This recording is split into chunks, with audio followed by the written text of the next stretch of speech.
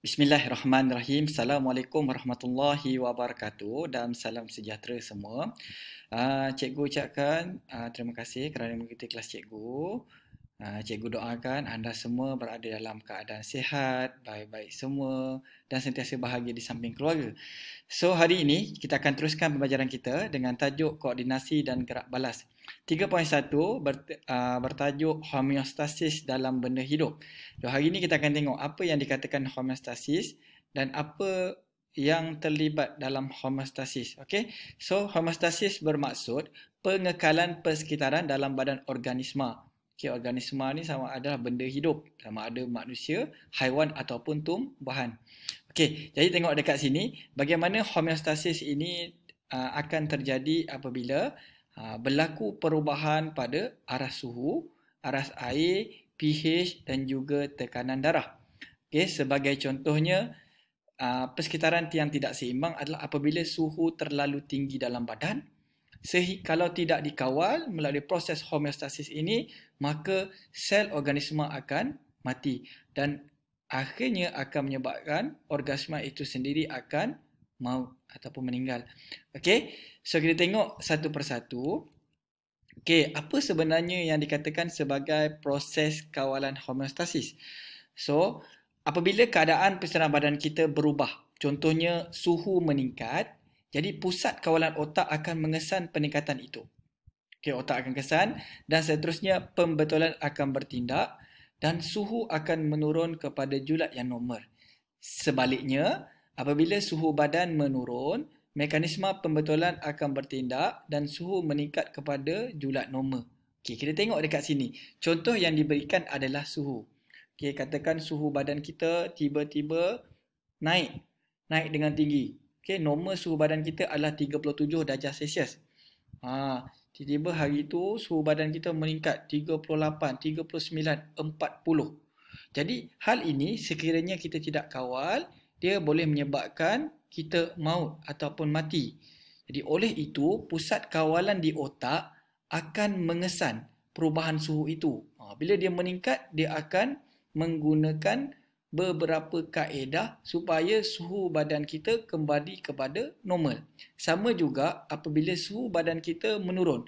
Daripada 37 turun lagi bawah kepada 35, 34. Sekiranya tidak dibendung maka dia boleh mengakibatkan kita maut. Jadi dia mesti diturunkan kepada suhu yang normal. Jadi proses ini kita panggil sebagai homeostasis. Kita nak kawal balik. Okay, kalau tengok rajah yang diberikan kepada awak, cuba awak tengok sini. Okay, awak tengok saya suka bila awak tengok pada yang warna biru ni, julat suhu normal. Okay, apabila berlaku peningkatan, pusat kawalan akan kesan dan seterusnya akan berlaku mekanisme pembetulan, dia akan menurun dan kembali kepada suhu yang normal.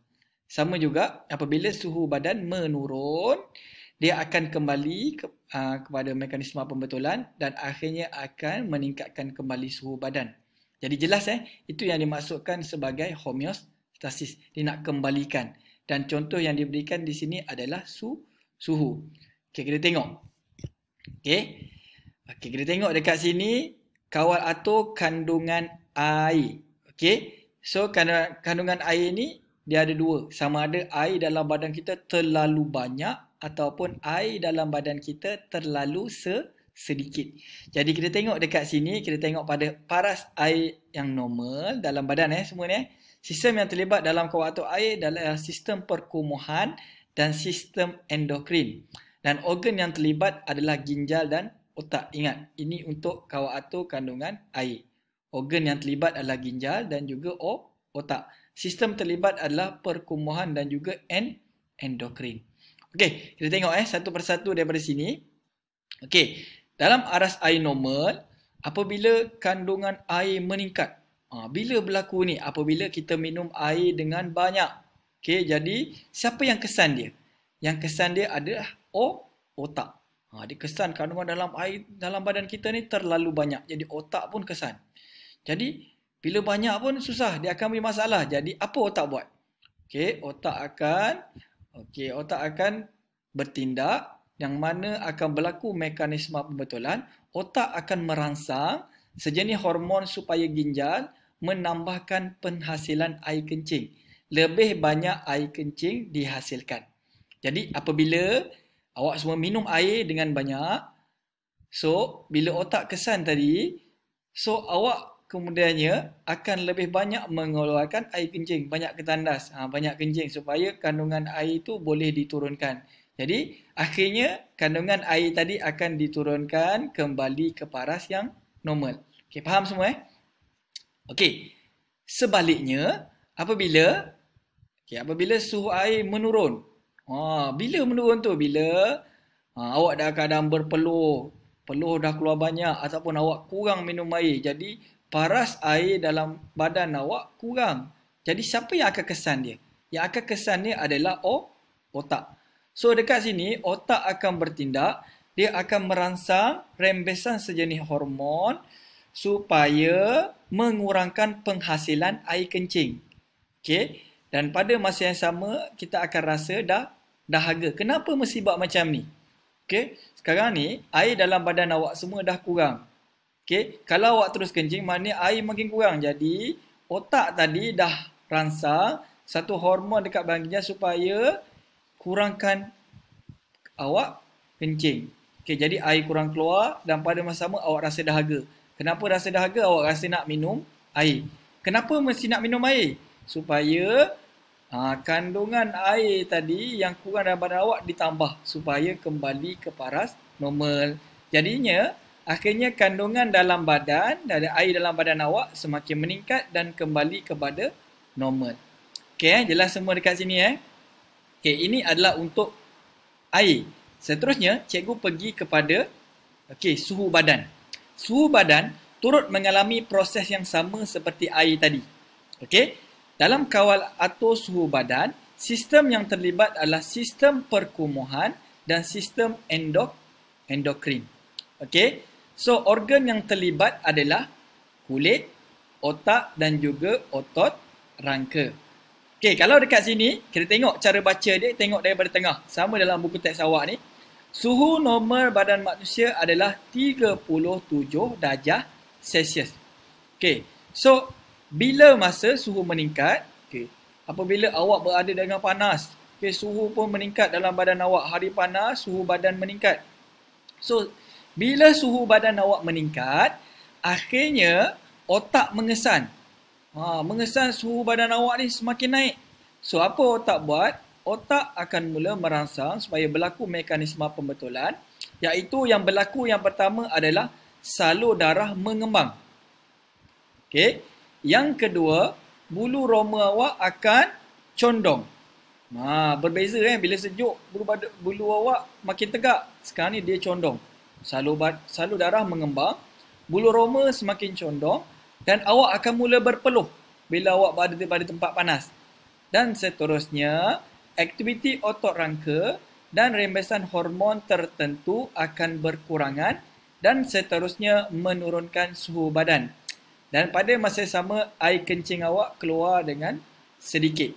Jadi nampak dekat situ bila suhu dah meningkat, salur darah mula mengembang, bulu roma awak condong, awak mula berpeluh, aktiviti otot rangka awak akan berkurangan dan air kencing awak semakin sedikit. Ini kawalan yang dilakukan. Dan akhirnya, apa jadi pada suhu badan awak? Suhu badan awak akan kembali kepada keadaan yang normal. Berapa?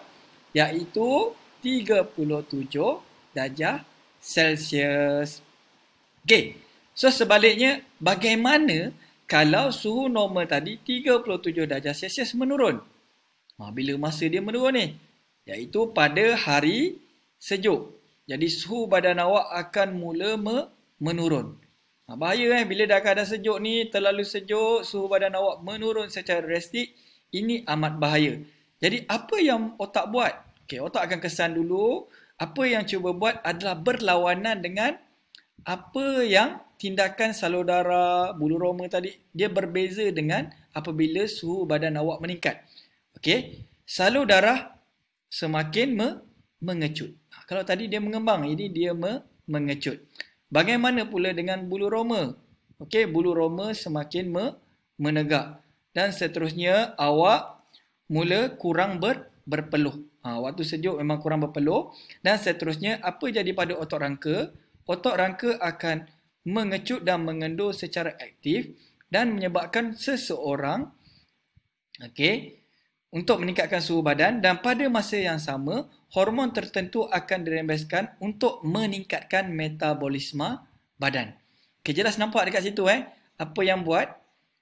Bila suhu meningkat, apa yang jadi? Apabila suhu menurun, apa yang jadi? Jadi untuk hari ini sahaja yang cikgu akan terangkan pada awak, iaitu awak mesti tahu apabila kandungan air terlalu banyak dalam badan awak, apa yang terjadi? Apabila kandungan air terlalu sedikit, apa yang jadi? Sama juga apabila suhu badan awak terlalu tinggi, apa yang jadi? Apabila suhu badan awak semakin turun, apa yang jadi? Apa tindakan otak yang dilakukan? Selain itu juga, awak mesti tahu sistem yang terlibat dan juga apa organ yang terlibat. Kelas? Sampai saja kelas cikgu. Kita jumpa dalam kelas seterusnya. Bye. See you later, gang.